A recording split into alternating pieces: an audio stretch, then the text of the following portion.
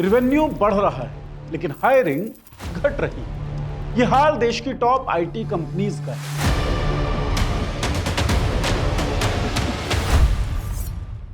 TCS job cut कर रहा है तो इन्फोसिस ने ऑनबोर्डिंग को डिले किया है।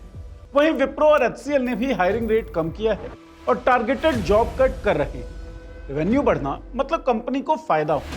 अगर कंपनीज को फायदा हो रहा है तो लोग निकाले क्यों जा रहे हैं? अगर निकाले जाने वाले लोगों में काबिलियत की कमी है तो नए काबिल लोग क्यों नहीं रखे जा रहे? क्या सच में एआई यानी आर्टिफिशियल इंटेलिजेंस लोगों की नौकरियों पर एक बड़ा खतरा बन गया है? कुछ ही दिनों पहले इन्फोसिस के को-फाउंडर नारायण मूर्ति ने कहा था कि लोगों को एक हफ्ते में 70 घंटे काम करना चाहिए। अगर एआई के कारण जॉब कट हो रही है, अगर एंट्री लेवल पर नौकरियां बची नहीं हैं, अगर कन्वेंशनल पिरामिड मॉडल बदल रहा है तो 70 घंटे काम करने के पीछे लॉजिक क्या था? कहीं ऐसा तो नहीं कि एआई के रूप में कंपनीज को एक हथियार मिल गया है छटनी को जस्टिफाई करने का? सरकार क्या कर रही है? इन सब सवालों के जवाब न्यूज़ दैट मैटर्स के इस एपिसोड में।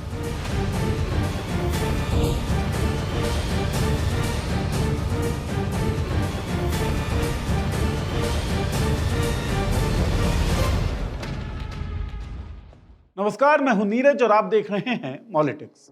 भारत की सबसे बड़ी आईटी सर्विस कंपनी टीसीएस यानी टाटा कंसल्टेंसी सर्विसेज ने हाल ही में ऐलान किया कि वो अपने ग्लोबल वर्कफोर्स में से लगभग 12,000 से ज्यादा एम्प्लॉइज की छंटनी करने जा रही है।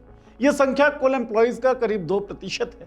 30 जून 2025 तक टीसीएस में कुल 6,13,069 एम्प्लॉय थे। कंपनी जिन एम्प्लॉइज को बाहर का रास्ता दिखाने वाली है उनमें खास तौर पर मिड और सीनियर लेवल के एम्प्लॉइज हैं। कंपनी का कहना है कि यह कदम उसकी प्लानिंग का हिस्सा है जिसका मकसद है खुद को एक फ्यूचर रेडी ऑर्गेनाइजेशन बनाना। इसके लिए TCS technology, generative AI, skill realignment और नए बाजारों में विस्तार में निवेश कर रही है। कंपनी ने अपने बयान में कहा, हम लगातार रीस्किलिंग और रीडिप्लॉयमेंट की प्रक्रिया चला रहे हैं। इस सफर के दौरान उन एम्प्लॉइज को ऑर्गेनाइजेशन से बाहर किया जाएगा जिनको आगे किसी काम पर डिप्लॉय नहीं किया जा सकता।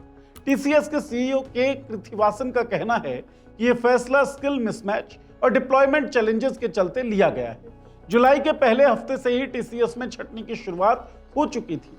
मिंट की एक रिपोर्ट के अनुसार 24 से 55 साल के आयु वर्ग के एम्प्लॉइज को बेंगलुरु, लंदन और प्रिंसटन जैसे लोकेशन से निकाला गया। इनमें अनडिप्लॉयबल एम्प्लॉय और वर्क फ्रॉम ऑफिस इंडेक्स में फेल हुए एम्प्लॉय शामिल थे। टीसीएस ने बिजनेस हेड्स को एक सूची बनाने के लिए कहा जिसमें वे उन एम्प्लॉइज का नाम लिखा हो जिन्हें पिंक स्लिप दी जा सकती है। अब ये पिंक स्लिप क्या है? तो साहब, पिंक स्लिप का मतलब होता है नौकरी से निकाले जाने का नोटिस। जब कोई कंपनी किसी एम्प्लॉय को बताती है कि अब उसकी जरूरत नहीं है और उसे नौकरी छोड़नी होगी तो उस सूचना को पिंक स्लिप कहा जाता है। यह शब्द अमेरिका से आया है, जहां पहले कंपनियां नौकरी से निकालने के लिए गुलाबी रंग की चिट्ठी दिया करती थी। वहीं से यह चलन शुरू हुआ। आज भी कॉर्पोरेट और आईटी सेक्टर में जब कोई कहता है कि उसे पिंक स्लिप मिल गई तो इसका मतलब होता है उसकी नौकरी चली गई। अब इसी पिंक स्लिप यानी नौकरी से निकालने को भारत की आईटी कंपनियों ने एक ट्रेंड बना लिया है। पिछले कुछ सालों में आईटी कंपनीज ने हजारों एम्प्लॉइज को नौकरी से निकाला है। साल 2023 का डाटा देखिए। इन्फोसिस, टीसीएस, विप्रो और टेक महिंद्रा ने कुल मिलाकर 67,000 से ज्यादा एम्प्लॉइज को नौकरियों से निकाल दिया। इसमें सबसे ज्यादा छटनी इन्फोसिस ने की, जहां 24,182 एम्प्लॉइज को कंपनी से बाहर किया गया। विप्रो ने 21,875 को, टीसीएस ने 10,818 को और टेक महिंद्रा ने 10,669 एम्प्लॉइज को बाहर निकाला। अब 2 सालों बाद टीसीएस एक बार फिर से यही प्रक्रिया दोहरा रही है। अगर आपको लग रहा है कि ये कंपनियां एम्प्लॉइज को इसलिए निकाल रही हैं कि इनका रेवेन्यू घट रहा है, घाटा हो रहा है, बाजार में मंदी है, तो ऐसा बिल्कुल नहीं। इन कंपनियों को इसी तिमाही के नतीजे बताते हैं कि कारोबार में कोई गिरावट नहीं आई है। टीसीएस ने अप्रैल-जून 2025 की तिमाही में 63,437 करोड़ रुपए की कमाई दिखाई, जो पिछले साल से 1.3% ज्यादा है। टीसीएस का मुनाफा भी 5.9% बढ़ा। टीसीएस के अलावा बाकी और आईटी कंपनियों का देखें तो उन्होंने भी ग्रोथ ही दर्ज की है। इन्फोसिस का रेवेन्यू 7.5% बढ़कर 42,279 करोड़ रुपए तक जा पहुंचा और एचसीएल टेक्नोलॉजी ने तो 8.1% की ग्रोथ की। यानी इनका धंधा मंदा नहीं, फर्स्ट क्लास चल रहा है। आपके मन में सवाल आ रहा होगा रेवेन्यू ऊपर जा रहा है तो एम्प्लॉय क्यों घटाए जा रहे हैं? इसका मतलब क्या है? इसके आसान से दो जवाब हो सकते हैं। पहला तो जैसा कि कंपनियां कह रही हैं, वो खुद को फ्यूचर रेडी ऑर्गेनाइजेशन बनाना चाहती। आज का कॉर्पोरेट वर्ल्ड बहुत तेजी से बदल रहा है। आर्टिफिशियल इंटेलिजेंस यानी एआई अब सिर्फ एक्सपेरिमेंट नहीं रहा, बल्कि कंपनीज के काम करने के तरीके का हिस्सा बनता जा रहा है। टीसीएस जैसी बड़ी आईटी कंपनियां भारी मात्रा में एआई में इन्वेस्ट कर रही हैं। नए tools, automation, machine learning models और ऐसे सिस्टम जो कम लोगों से ज्यादा काम करवा सके। अब इस इन्वेस्टमेंट के लिए पैसा चाहिए और सबसे आसान तरीका है उस खर्च को कम करना जो रिटर्न नहीं दे रहा, यानी उन एम्प्लॉयज को बाहर का रास्ता दिखाना जो फिलहाल किसी प्रोजेक्ट पर नहीं लगे हुए हैं। आईटी कंपनियों की भाषा में इन्हें कहते हैं बेंच पर बैठे एम्प्लॉयज, यानी ऐसे लोग जो कंपनीज में हैं लेकिन किसी काम में फिलहाल यूज नहीं हो रहे।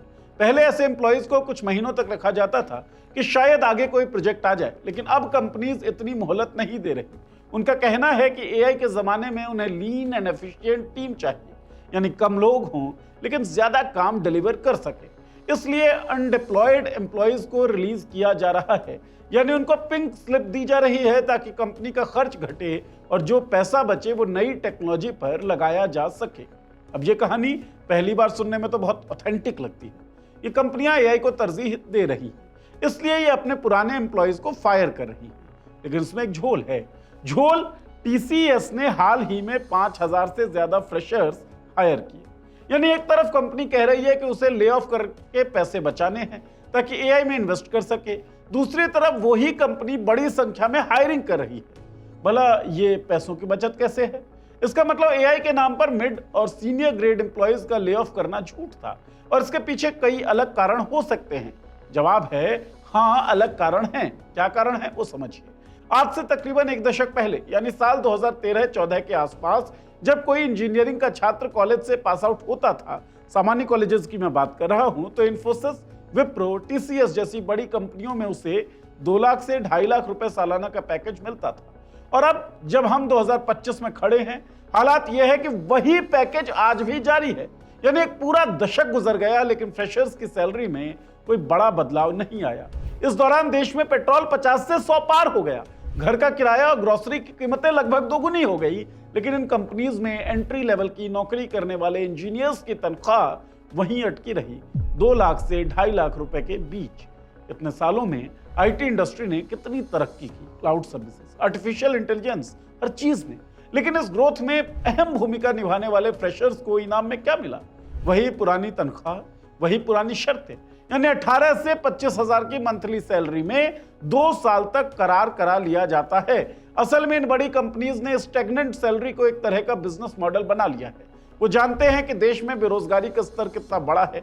ये कंपनीज जब भी 2 लाख के आसपास का ऑफर लेकर कॉलेजेस में जाती हैं तो हजारों छात्र लाइन में खड़े मिलते हैं। ये कंपनियां इस बात का फायदा उठाती हैं, कंपटीशन इतना है कि छात्र कुछ भी झेलने को तैयार हैं।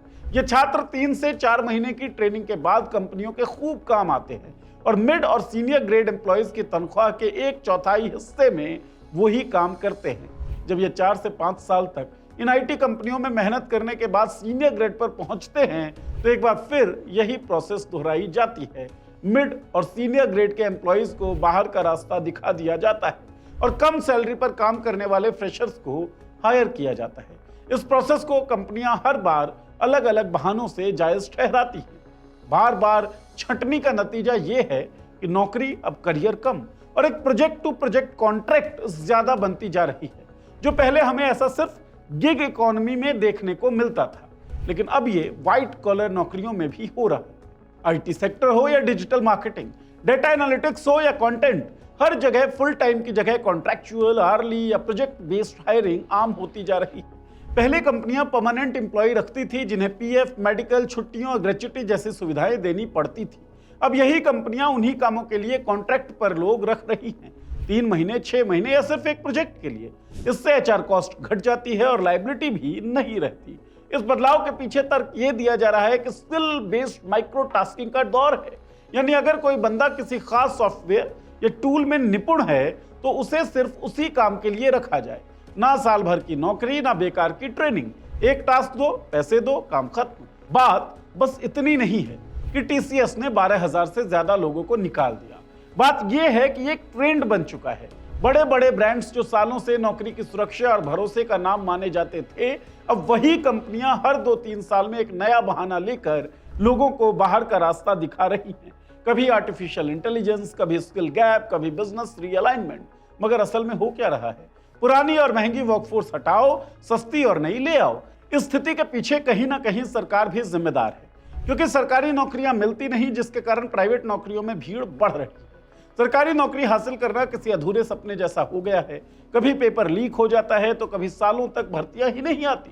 ऐसे में मजबूरी में लाखों युवा प्राइवेट सेक्टर की तरफ जाते हैं, जहां कंपनीज उनकी इस मजबूरी का फायदा उठा रही हैं। कंपनीज जानती हैं कि बाहर लाइन लगी है नौजवानों की, इसलिए जॉब सिक्योरिटी जैसी चीजों को हटाकर सिर्फ मुनाफे की सोच से फैसले लिए जा रहे हैं।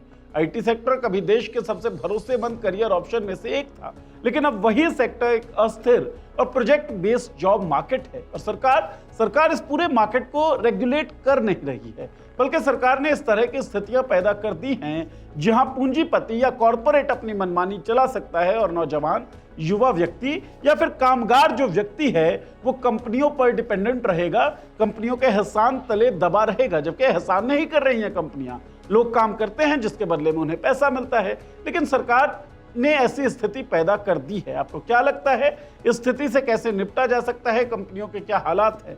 आप कुछ बताना चाहते हैं या कुछ पूछना चाहते हैं तो इस वीडियो कमेंट बॉक्स में लिख दीजिए। हम आपके सवालों का जवाब देने की कोशिश करेंगे और आपकी बात को अपने वीडियोस में शामिल करने की चेष्टा करेंगे। ये वीडियो आपको कैसा लगा ये भी जरूर बताइएगा। चैनल को सब्सक्राइब कर लीजिएगा और बेल का आइकन दबा दीजिएगा ताकि हमारे वीडियोस के नोटिफिकेशंस आपको मिलती रहे।